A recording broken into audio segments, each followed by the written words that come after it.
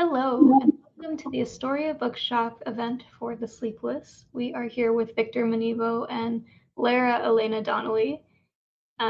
We are so excited to celebrate not just a local author, but a really exciting cyberpunk-y kind of debut. This is a debut, correct?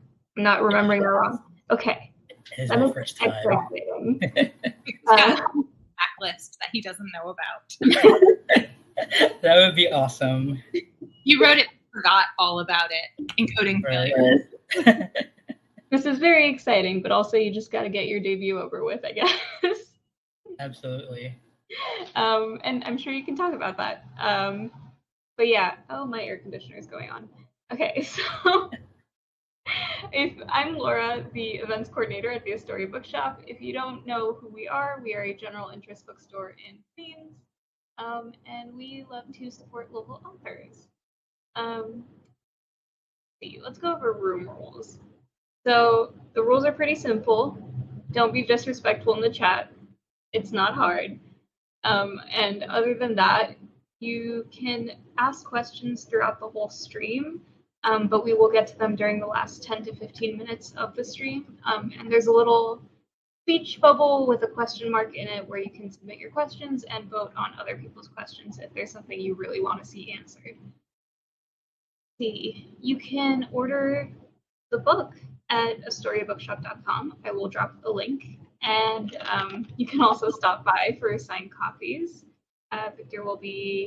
Victor did stop by.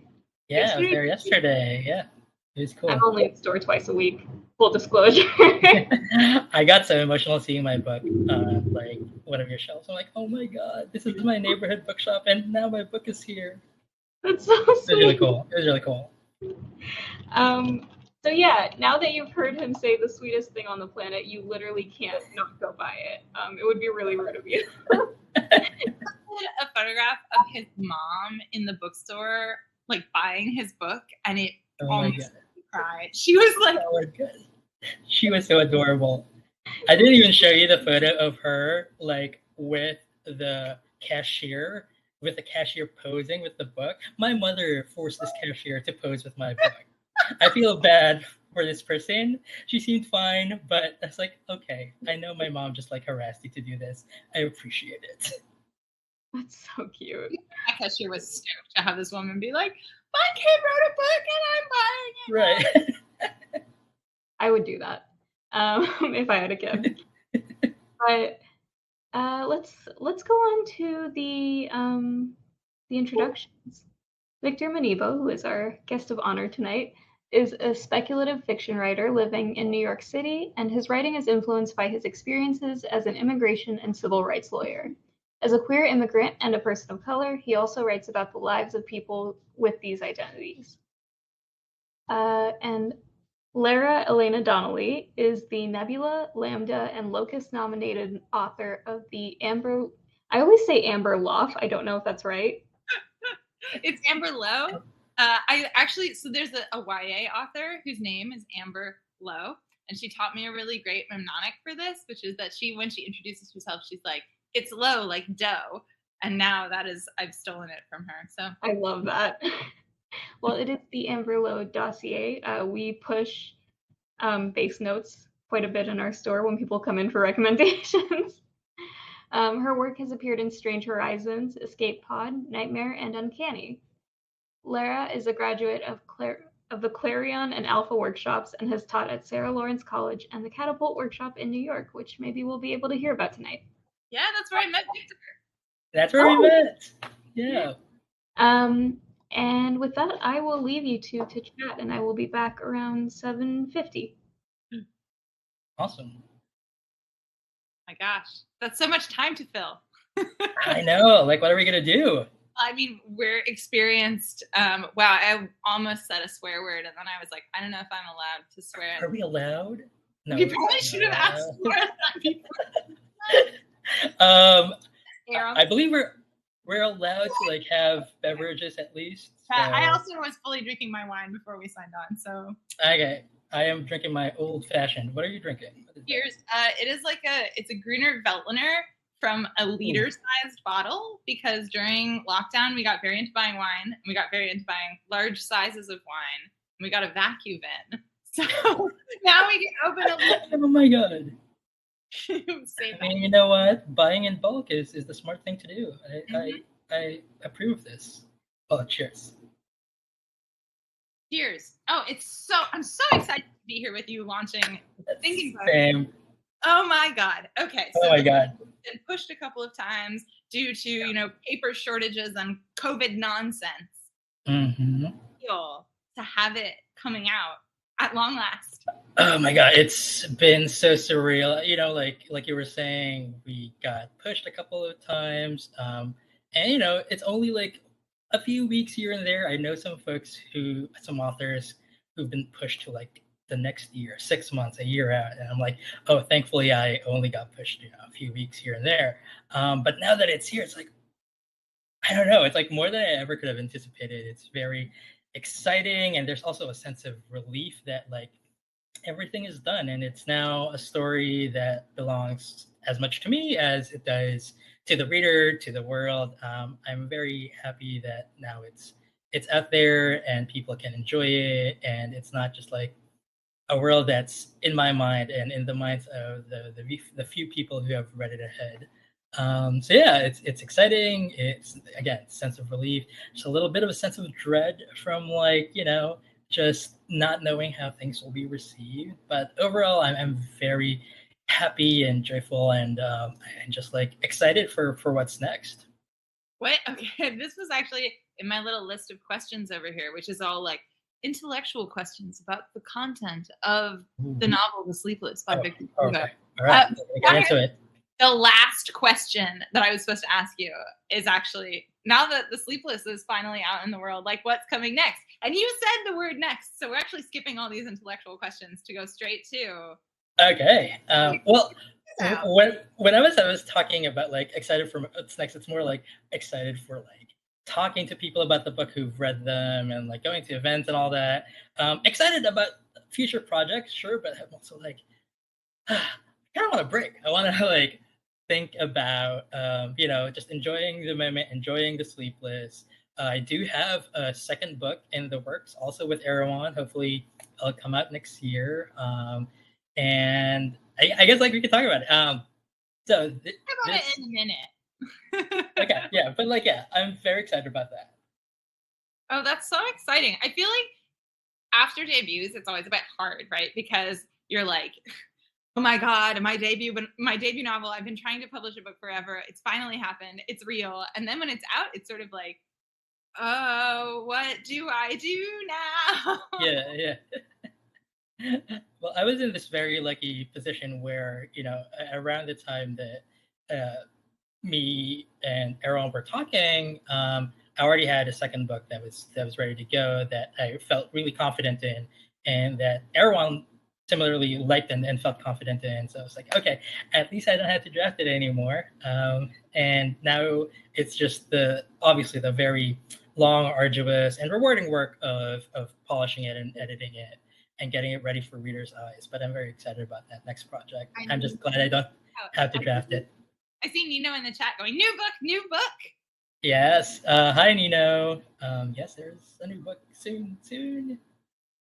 I mean, we can talk about it, but I feel like maybe we should talk about The Sleepless first, since it is actually hi. That we're here to launch. And I have a big question, and I actually asked you about this before we got into this whole the internet with everyone watching us, because I didn't want to be the person who asked the question that you had already been asked 10,000 times and were sick of.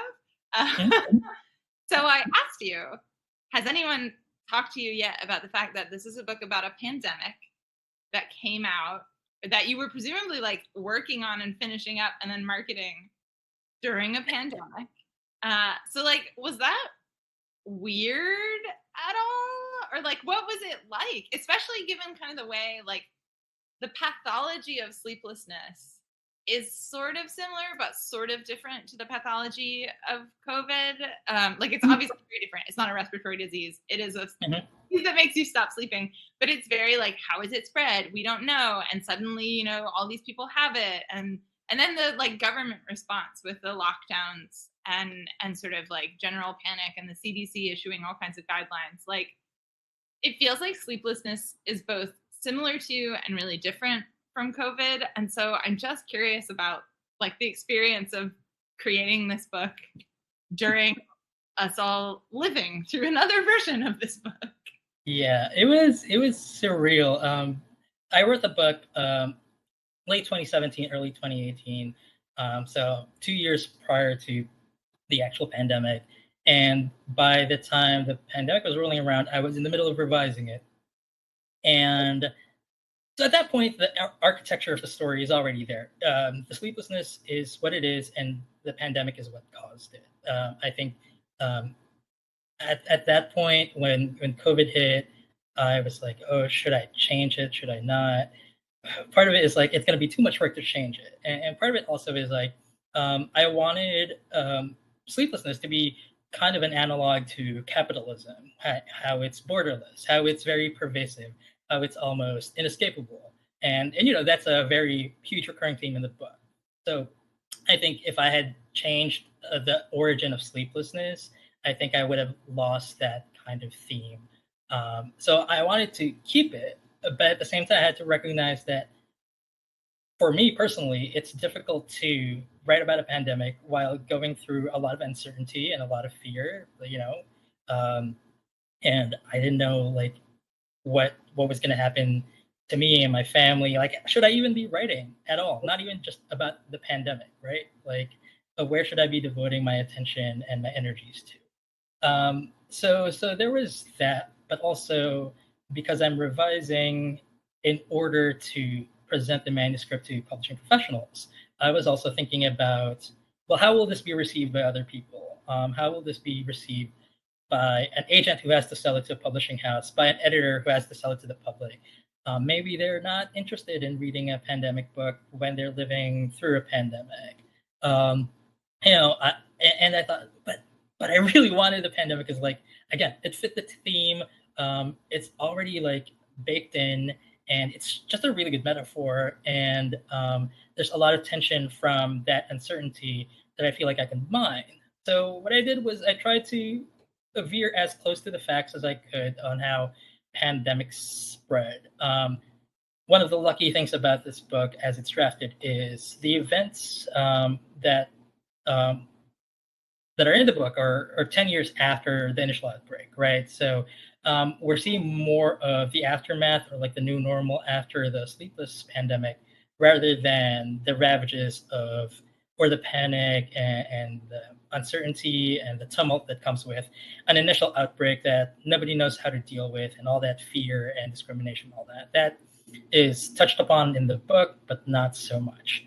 So at least this book was like not super about the pandemic. So that helped. And that made me feel like, okay, maybe somebody else, or maybe there would be agents and editors who would be receptive to that, and readers who would be receptive to this book being just pandemic adjacent and not really about the pandemic. And luckily, there were people like that. And so, yeah. Yeah. And I mean, I think like capitalism as a disease, like in our actual experience of like COVID lockdowns and the end of COVID lockdowns was very much like, oh, the real disease is like COVID is definitely a pandemic, but like the real disease here is capitalism. Right. And we see the overlay of capitalism and the response to COVID, right? I mean, we don't have to get into it, but we see how like vaccines are distributed, or how how we're still structuring our lives to be able to work through a pandemic. Like, it's nuts. That was one of the things that I really enjoyed about reading The Sleepless was just the like, I mean, actually, maybe enjoyed is not quite the right word. It was incredibly like crushing, but also like very, I see you doing the connection of sort of like the only thing that matters is the hustle and work. And like at first everyone was freaked out about this disease until they realized that it was like an opportunity that they could monetize and commoditize. There's actually like one of the things I felt like Sleeplessness was doing a lot of metaphorical work in this book. And one of the like really clear metaphors was this sort of like money as a superpower, and also like time as a superpower, but like money as a sort of ultimate superpower, because you can always buy back your time if you have enough money. And like people who were not sleeping, like their main goal basically became like, oh, I can hustle more, I can get more money. Even though like everyone frames their sleeplessness as the gift of time, they're only using that time to sort of like feed back into this like market of like super late stage capitalism. And it was so like every time someone would talk about the hustle, I was just like, no, guys, so brutal. Why are you so brutal? Yeah, I mean, because I feel like I am sometimes like that too. It's almost like you can't turn it off. You have to kind of unlearn how to be unproductive, or like how to not participate in capitalism as much as you can. Like um, when you talk about time and money and the relationship of time and money, I really wanted to explore that. And like a lot of people, the 99.99% of the world, like they don't have money, they have time, and then they just use that time to get more money, because not everybody has the same 24 hours, right? And if you have money, your 24 hours means you can pay somebody else to deal with your chore. You can buy takeout. You don't have to think about childcare. You don't have to think about anything. And so like, even though we as humans really have all allegedly have 24 hours, our ability to use that, enjoy that for our own self-enrichment is not the same. So that's really something that I really wanted to drive across, and I'm glad that like you're really having this like gut reaction, like, but it's so true, but like, it's so wrong. One of the other things that really struck me was the sort of like, so there's this running thread of, if everyone is sleepless, or at least if like a significant portion of the human population is awake all of the time, that resource consumption is going to be much higher. And there's this scene in the book where Jamie goes to his storage unit, and in his storage unit is just all this stuff, because he's like, oh, and also the book opens with him making a steak. And he's like, I have used my sleepless time to learn how to make the perfect steak. And I've made a steak like every night for the last 3 months until I managed to create this perfect one. And then he takes one bite and he throws it away. And then like later it's echoed in this storage unit scene where there's just like skis and fencing equipment and a whole bunch of books on learning new languages and like skateboards and like all this stuff that felt very like, I ordered all this stuff on Amazon so that I could learn how to do all of these things. I didn't actually learn how to do any of them because I'm actually just still wedded to my job. Like, even though I don't sleep, I just spend the whole time hustling. And I had all these like grand goals of self-improvement and like didn't follow through on them. This scene in the storage unit, I was like, oh my God, this is just like the acquisition of things, or like the promise of the acquisition of skills to fill like some kind of void that you have in your life. And then taking one bite and being like, no, I still feel empty inside. Like, right. Yeah.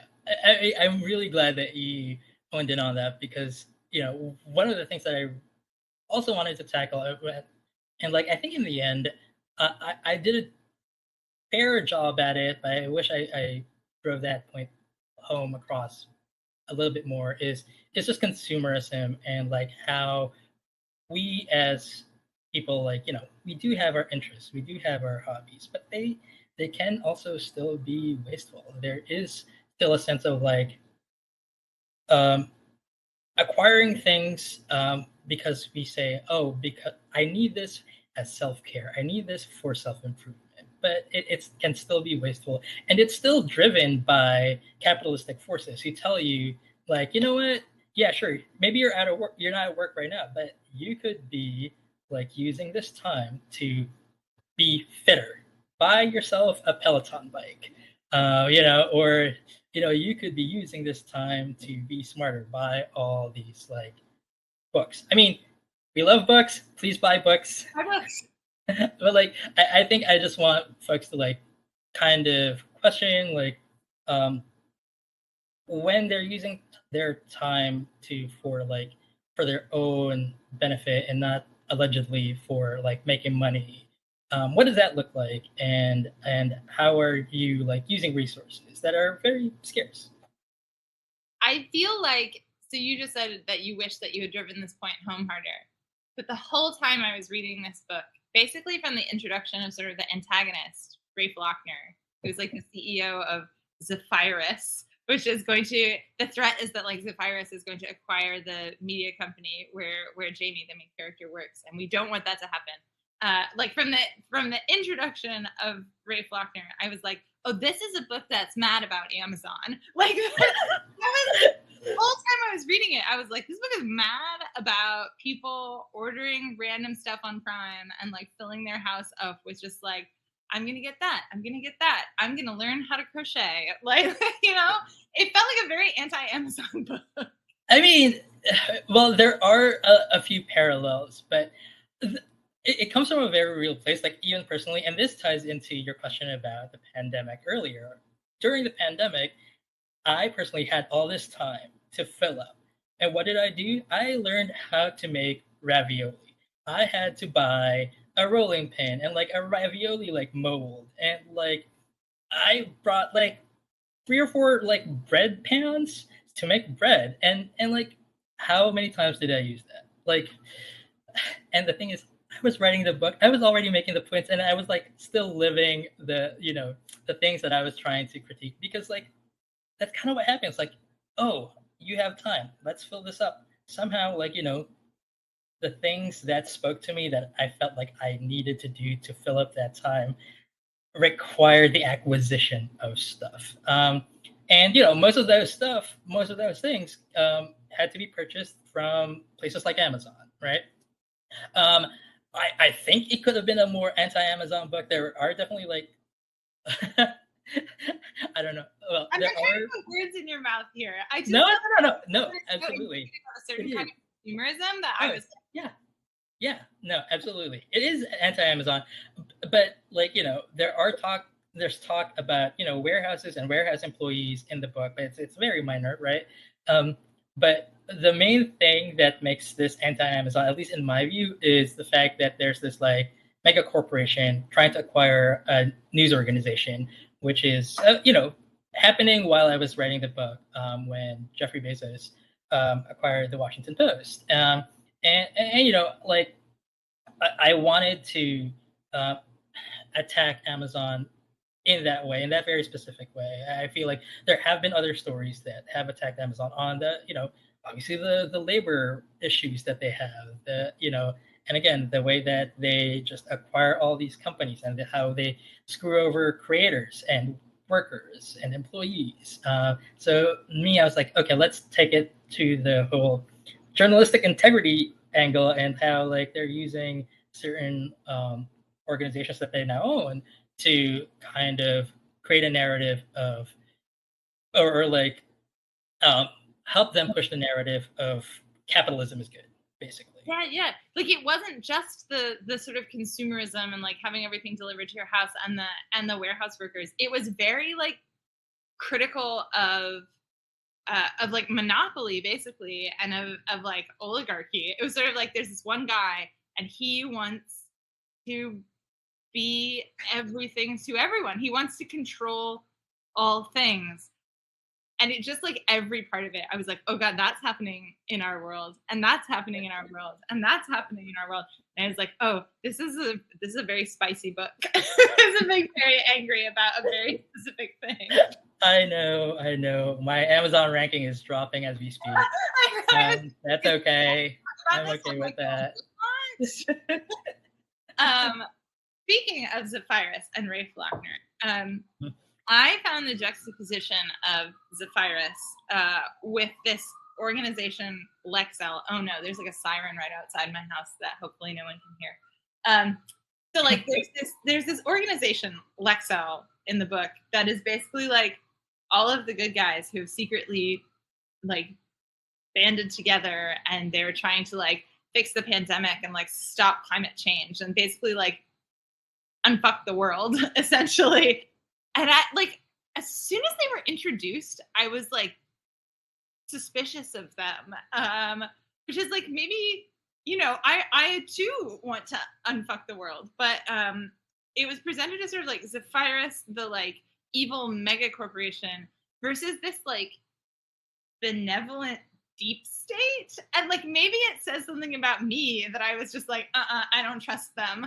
But like it was really easy to hate Zephyrus in this book. But I'm like curious about the development of Lexel, the benevolent deep state organization. Like, did you imagine them as a truly benevolent group, or is like some of my suspicion warranted?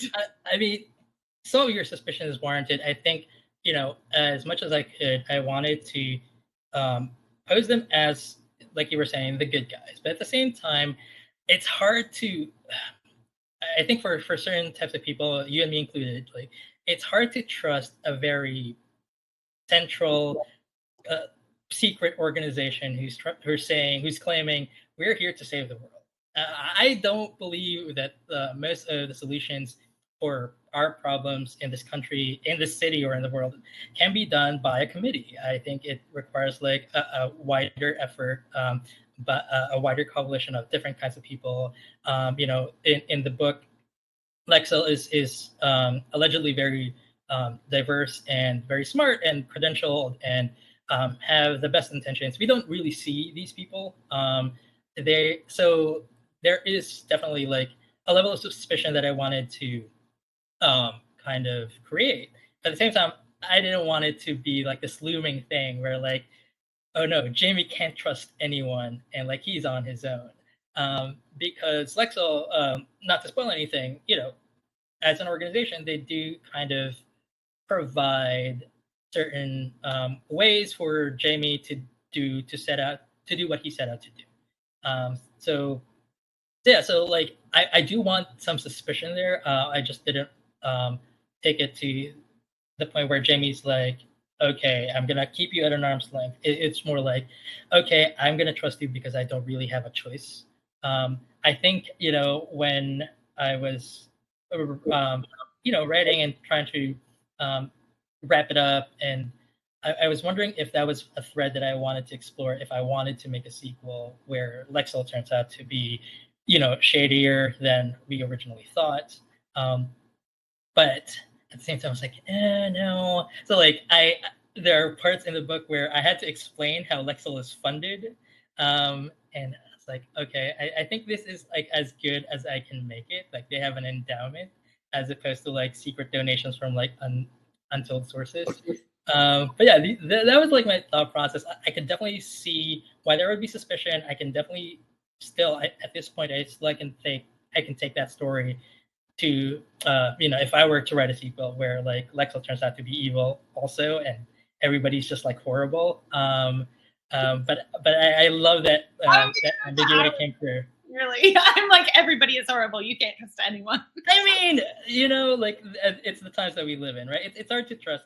Again, it's also hard. It's really hard to trust like people who say we are heroes, we will save you. It doesn't matter how like, you know, independent they are from corporate interests, or how smart they are, or you know, how well intentioned they are. Like there will be vulnerabilities and flaws in these people and these organizations. Yeah. Okay. I feel validated now. Yeah, absolutely. Surely they must be bad somehow. But kudos to them. Climate change is bad. They should be trying to fix it. I guess better that particular person you cannot trust than Ray Flockner, CEO of Zephyrus. Okay, switching gears. This is totally unrelated to many of the things that we've talked about, except in that like queerness is arguably sort of like inherently anti in some ways. Well, one thing I found really interesting about Sleeplessness, concept which I said earlier, seemed to me to be doing a lot of metaphorical work on a lot of different levels. This society is like pretty queer normative. Like it feels like everyone is out here living their best sleep with whomsoever you desire sort of life. But like the way that Jamie talks about sleeplessness echoes a lot of language around queerness. So like he talks about coming out as sleepless and like his transition from, you know, not sleepless to sleepless. And I kept like sort of fetching up on this and being like, interesting that in this near-ish future sci-fi world, like queerness seems to be not remarked upon at all, but like the language of queerness has been transferred to sleeplessness. And I was like, is this intentional? Is this just sort of like a way of talking about something that's difficult to talk about? Like, speak more on it. I mean, it was definitely intentional. I knew, when I set out to write it, that I wanted a queer normative world. So, but we don't live in a queer normative world. So I was like, okay, these are the things that I anticipate would happen if somebody had to come out about their sleeplessness. And I just used the analogs that exist in our world. Like you were saying, the language about coming out. There is stuff about discrimination when it comes to dating and sex that I also explore in sleepless chasers. There are sleepless chasers in this world, and I was like, oh god, right? So good. Yeah, I enjoy that. I like reading that section. Mary Robinette Cole's my favorite bit. That was my favorite bit, and I expanded on it because I really, like you were saying, that you can draw an analog to with sleeplessness and queerness. I was definitely trying to do that because like it's another thing that makes someone different and others a certain type or a certain group of people. And I, the way that we the way that we treat queer people now or have been treating queer people will be the same regardless of like whatever new category comes up in the future that makes someone different in some way. I am unfortunately we have the language and the structures of oppression and discrimination that I can just like port into sleeplessness. But yeah, that was something that I definitely wanted to do. Yeah, I saw it. I appreciated it. I was also just so interested in it as a like, oh no, we were going to turn off the cat's buttons before I got on this call, but we absolutely did not. And now she's over here pressing the play button. Like, get off the call. Hi.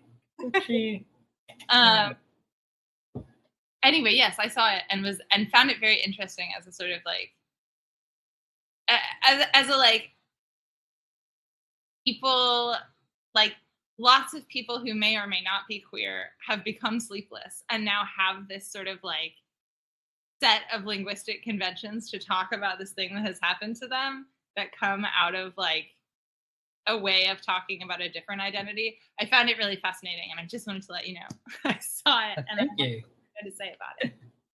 I appreciate that. Yeah, there are a lot of things that like talking to people who have now read my book that like they tell me like, oh, I think you're trying to do this, and I really thought that was cool. I'm like, oh yeah, you saw that. It's always like, yes. Oh, I feel so seen. Yeah, exactly. Yeah, kids out there, literary analysis. When your English teacher is like, what does the green light at the end of the dock mean in The Great Gatsby? Sometimes it's a lot of hooey, and other times the author does have intent that they do want you to take from their text. What I got on here. Oh yeah, so I remember you saying, and possibly this is wrong, so correct me if that is the case. Mm-hmm. I feel like I remember you saying that this book was inspired by your own frustration with needing to sleep. Is that true? Yeah, because when I first had this idea, I was like in a really busy period of my life. I was like, had to work, I have family obligations, I was in a relationship at the time, and so like I was just being pulled in several different directions, all of which I wanted to attend to. And because I had to work and had to pay rent, I can't. My hobbies, my personal relationships, kind of fall to the wayside sometimes, and I'm lucky that I have very understanding people in my life, and hobbies that I can just like put on pause without any consequence to other people being, inconvenienced. That I can just like focus on work. And also, this is like, a safe space, I guess. At the time too, I was really frustrated with my boss, and I was like, you know what? I'm gonna kill the boss in this book. um, Sometimes our writing is wish fulfillment. right? No, absolutely. So, so there was that. I love my boss now. She's great now. But the thing is, it was a lot of wish fulfillment. It was like just all these demands upon me, not enough time, and the prospect of having to pull all nighters, and also just like hitting the people that I work with. I love the job, and I want to do well, and not just because I need the money, but because I find some fulfillment in it. But at the same time, even for someone who likes what they're doing and finds fulfillment in it, I still like hate the fact that, oh my god, I have to spend 9 hours, and then also I have to commute, and then I get my paycheck, and it's never enough, and and I have to do it all over again. Like, when does it ever end? So that's primal cry was the genesis of this book. What would you do if you didn't have to sleep? Like, what would you pursue? What is something that you feel like you don't have enough time for? Well, at the time, that what I really wanted to do was be like a really good rock climber. I was into rock climbing, between 2012 to 2018, 2019. Went to the climbing gym, went outdoors, twice, thrice a week. There was talk around the time. Pause. Did you just say thrice? Thrice, yeah. That's a word. It is a word. It was just very exciting for me to hear it. In More people should use it. I went twice or thrice a week, and at the time there was also talk of rock climbing being in the 2020 Olympics. I was like, oh my god, maybe I can be like an Olympic level rock climber, which is nuts because people train their entire lives for to be a competitive rock climber. But I just thought that would be really cool. Maybe I would do that. I could do that for 8 hours straight if I didn't have to sleep, and because rock climbing also requires a lot of time at the gym. You can't just go between climbs. You climb and then you have to rest. You have to go 3 hours to get meaningful climbing. Yes, exactly. You can't just pop in your lunch hour during your lunch hour. No, it doesn't work that way. So so that was one of the things that I really wanted to do. But now, if I were Sleepless now, I'd probably just read, write, and try and learn new ways of writing. I kind of want to write comics, and I maybe want to dabble in screenplays, and that's something that requires a whole lot of learning. So. Oh my god, do you want to write original comics, or do you want to write an existing IP? I want to write an existing IP. I specifically want to write X-Men. Yeah. Because I love the X-Men, and the X-Men is doing amazing stuff right now. But that is also they have stories that I really enjoy reading, and I am so impressed by the people who are working there that I'm no, I shouldn't write for the X-Men because the people who are writing X-Men right now are brilliant. They should do that. Okay, well, I feel like you would fit right in with the people who are writing X-Men right now. And if anyone who's watching this live stream has a hookup with the X-Men team, you know who to talk to. I was talking to Victor LaValle a couple of months ago, and he's writing an X-Men book right now. I was talking to Victor LaValle, incredibly famous and talented and well-known. Oh, no, I went to one of his readings as a literal fanboy. We are not friends. I don't know him. He does not know me. But I met him. I was gushing about how much I love his X-Men book. And I was oh, that is the dream right there. That would be amazing if I, can get to that point. Well, I'm pulling for you. You've written a comic, so. But you know what? It was not an X-Men comic. Yeah, but at least you're in that world. I have a friend who is a comic book writer. That's her main job, is that she writes comics. And when I told her that I was trying to pitch a comic book, she was like, why? She was like, why? She's like, most people who write comic books are desperately trying to get out of it and write novels. Like, what are you doing? Go away. But, you know, I think there is an appeal to being like, I will write something and someone will draw pictures to go with it. And it will be like this beautiful artifact. Right. Yeah. It's just like, you know, it's also like collaborative work is something that I'm kind of interested in exploring now. Like, you know, because I've done, you know, the novels, right? And now I'm like, just everything is opening up that like, oh, maybe I should try co-writing with someone. Maybe I should try comics. Maybe I should try new forms of writing. And again, like when I was talking about like I'm just excited for what's next, that's also part of it. Like just trying other things. Trying out new stuff. I Yeah. thought you had frozen because you were like lost in a reverie about all of the Yeah. amazing things that you I am kind of like, you know, daydreaming a little bit. Okay, well, one time I got some really good advice from no big deal or anything, Neil Gaiman. And he was like, when he was a young writer, he had a lot of stuff that he wanted to do. And he was like, I just made a list. I made a big list of everything that I ever wanted to do. And then I just started crossing things off of it. And he was like, and I've crossed everything off the list now. I feel like, and like there's that wonderful page from Octavia Butler's like notebook where she wrote all the things where she's like, I'm going to do this. I'm going to do this. I'm going to do that. Like, it feels to me that there is something magical about making a list that like helps one manifest. So I'm totally in support of your list making of incredible things that you want to do. Yeah.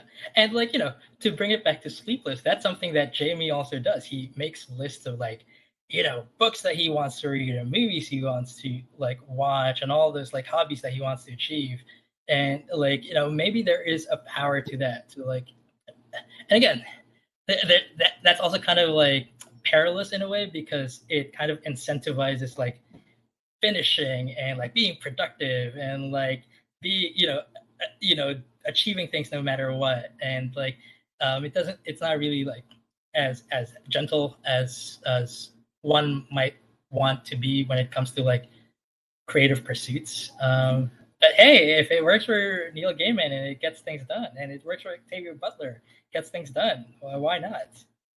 I think maybe it's like about the type of the list and the intention, right? So like company where I work, we get 1 week a quarter where the whole company is closed. It's called a recharge week. And we are supposed to use it to recharge.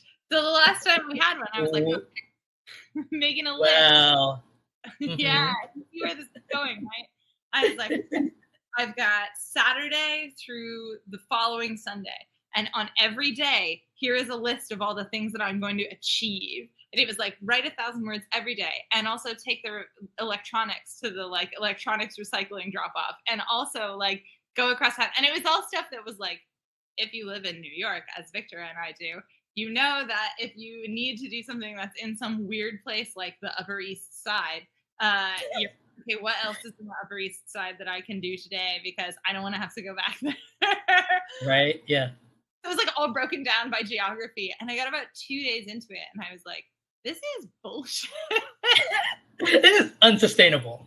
It was. It totally was. And actually, right before this book launch conversation, my partner was reading an article in Salon about burnout and a new study about burnout that links it to a buildup of glutamate in your prefrontal cortex. And he's like reading it aloud to me. And I was like, okay, well, what do you do about it? How do you get rid of the glutamate? And he was like, sleep? The only way to get rid of the glutamate is sleep. And I was like, send me this article because I'm about to be talking to Victor about his book about people who don't sleep and are like hustle minded. I mean, I would love to read that article. I mean, I've been thinking about burnout too because I saw this tweet, like you do that, like where you get your information is Twitter, about how like, you know, you're burnt out and then like, you know, you might recharge, but like then you have to do it all over again. So like it's a constant state. Like you might get breaks in between your, moments of burnout, but like it doesn't stop, and that's horrible. Yeah. Yeah, what I found about the recharge weeks is that I actually come back from them more depressed. Wow, not to bring the mood down, but it's like you get a week, and by the end of the week, you're just starting to be like, oh, I remember what life can be like if I am not, hustling all the time. If I have time for myself, you just begin to realize what you could be doing with your life. And then you go back to work, and you're like, oh, what a brief taste of sweetness. Oh, Laura's back. I can go grab my fan and let her talk for a second. Go for it. All right, it's back. Aim this fan directly at my face. So I'm questioning my life now. That's what I wanted readers to do. Question your life choices. No, especially the productivity thing. I got COVID for the first time a few months ago, and so we've had to forcibly take a month break, and oh my god, that made my mental state go so out of whack. I didn't know who I was anymore. So yeah, on that note, we're gonna answer some questions. You tuned in for a really uplifting conversation. Okay, we're gonna try and be upbeat now. It's like the last few minutes. Well, Julia sent in some really fun questions, so we're gonna start with Victor. What drew you to the mystery/thriller genre and made you want to combine it with sci-fi? Hi, Julia. Okay, so what made me fall in love with books are mystery stories. So, like my first love, you could say, is mystery before I got into spec fic. We're talking Sherlock Holmes and Agatha Christie. That's my jam right there. And the reason that I combined it with sci-fi was because when I was like a baby writer back in college, and I would write all these stories for a literary magazine in my university. My editor always said, like, your stories tend to be didactic. And I'm like, you know what? If I'm going to be didactic, I should do sci-fi because they're always didactic and they get away with it. I mean, they do. And it's almost kind of expected. I mean, I try to be ambiguous. I try to be like subtle. I try to like open some questions. But I felt like, you know what? Maybe I can like go into sci-fi. And I already liked sci-fi as a genre because I loved, comics. I loved, like I was saying earlier, X-Men. All the big stuff. I love The Matrix. I love cyberpunk. So aesthetically, I was drawn to that.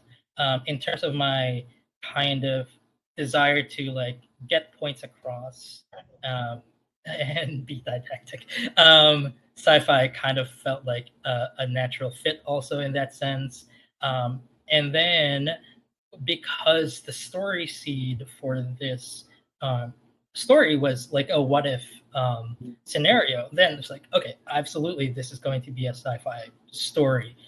But I knew I wanted a mystery. I knew someone had to die and it had to be solved. That's what brought those two things together. I love that. I knew someone had to die. I mean, you know what? I can't help myself. Like, someone's always gonna die. I'm just gonna tweet out, like, if you missed it, here's what Victor said, and it's just the quote. I knew someone had to die. Someone had to die. I'm sorry. But I love that. I love that you combined basically your passion for mystery and your passion for being didactic. And like again, the aesthetics of sci-fi. Like sci-fi also is very like a lot of it is a lot of the tropes can be used as the background, the aesthetics to tell all sorts of different stories. So that was just like an easy thing to mash together. I think, at least in this one instance, yeah. Real question is Star Trek or Star Wars? Ooh, okay. So Deep Space Nine, I think, is the best Star Trek. I kind of like Discovery, but I really like Deep Space Nine. It made me think. It explored questions that I really liked explored. But Star Wars, I think I've just seen more of, and I just enjoy because it's just like pure fun and pleasure. So like, both appeal to me in different ways. But gun to my head, I would say Star Trek, specifically Deep Space Nine. And Correct. okay, I'm glad. Okay. You can let go of the breath you were holding. I will let you live one more thing. Got stuff in here for a second. Okay, Julia also asks, what do you think would be the healthiest way to approach sleeplessness? Ooh, oh God. Okay, well, not to spoil anything, like, don't be sleepless if you can help it. But if you are already sleepless, I think the healthiest approach is to really try to find your identity independent of your job, independent of who you think you are when you are making money or when you are being productive. And like Laura, this kind of like flows into what you were saying earlier. Like some people kind of forgot who they were during the pandemic when they had all this time and they didn't know what to do because most of the time they had to go to school to get a degree so that they can work or go to work. And when that routine, when that drive is taken away, and then there's a layer of uncertainty to like what's going to happen next, where is everything going to lead, is the world going to end? Like people just don't know who they are or what they want to do or what their values and their goals are independent of that. So I think like healthy like self-awareness of those things, again independent of who you are as an actor in capitalism is probably a very like is high up there in the things that you can do to cope with sleeplessness in a healthy way. I love that. These are such good answers. Okay, we're gonna switch it up. It's another question from Julia, but this one is for Lara. Which character from any of your books would you least want to become sleepless? Oh my god. Crossover action here. Least or most? I feel like this is such a question because it's like which one would I least prefer to be sleepless, or which one would cause the most havoc? Probably one of the murdery ones, yeah. I mean, don't anyway. Like no one sleeps. Like Vic Fowler, murderer extraordinaire, regularly goes without sleep. I don't think Aristide Macrocosta has slept through the night. Yeah, actually. No, Aristide doesn't sleep. In the chat, Marty is saying that Cyril should not be sleepless, and it's very true because I think if that poor child stopped sleeping, like leave him one thing that is good in his life. If you took away his sleep, I think he'd probably collapse into a puddle of goo. Yeah, I really Cyril is the right answer. How impassioned these responses were. Like you were ready to go. You were like, oh no. I just want to say the most fulfilling authorial thing that has ever happened to me happened in the last couple of weeks. I saw someone on Tumblr refer to Cyril DePaul as a pathetic meow meow. And I was like, I've made it. I've made it. Someone called one of my characters a pathetic meow meow. Oh my god. He so is. I mean, I love Cyril, but he's a pathetic meow meow. But he is like, a pathetic meow meow. Say it. Someone else said it, and I was like, yes. As someone who spent their formative years on Tumblr, I can attest to falling down rabbit holes of genre fiction and just becoming obsessed with like this one character in this one book that no one you know has read. Izzy Hands. Izzy Hands. Oh my god. Tag follow on Tumblr. What's your current tag follow, Victor? Oh, I don't know. Oh my god. Well, I mean, I don't know. I'm obsessed with Sandman right now. So something Sandman related. I don't know. Hobgaddling is. Have you seen it or have you read it? I'm gonna confess something really terrible. I've read all of the Sandman comics and I love them. Elliot and I sat down to watch the first episode of the Sandman series on Netflix, and we got less than 2 minutes into it, and I was like, "Can we turn it off and watch Reservation Dogs instead?" Okay. Oh my god, what is your close personal friend Neil Gaiman gonna think? Sorry, he doesn't need anyone to watch that Netflix series. Are you kidding me? Everyone is watching it. He doesn't need another set of eyeballs. I love the comics. if I may praise Neil Gaiman for a second, someone asked him on Twitter, like, how do you feel about people writing fan fiction, blah blah blah, and like he responded, well, considering that I am essentially a fan fiction writer, Yeah. I'm in favor of it. Listen, I may or may not be currently working on Sandman fanfic that I am trying to co-write with a friend who shall be nameless for now, and it will be Sandman or Dream and Hobgatling in the style of this is how you lose the Time War, maybe. So we'll see how that goes. Okay, Might be fun. It's literally fanfic, so you know. Yep. Exciting nonetheless. Yeah. And with that, we are going to wrap up. Obsessed. Thank you so much to Julia for these questions, and thank you to everyone for hanging out and leaving your nice messages. Yeah. A special thanks to Martin. If I can call you Marty, I don't know what you prefer, but special thanks to helping us organize 2 events for Erewhon this month. Both were really exciting. And oh, yes, I can. I got the go ahead. And we are so happy to have celebrate his launch with us and sign books and do all the exciting local author stuff. And so excited that Lara was able to join us. Yeah, that's pretty much it for me. Do you guys want to plug anything? They already know what I'm plugging, so like, what are you plugging Victor's Sandman fan? Write the book. And I don't even have an AO3 account. There's a waiting list for it. So I'm gonna send you a referral link when we get off of this. Oh, great! I need that. I have invites left.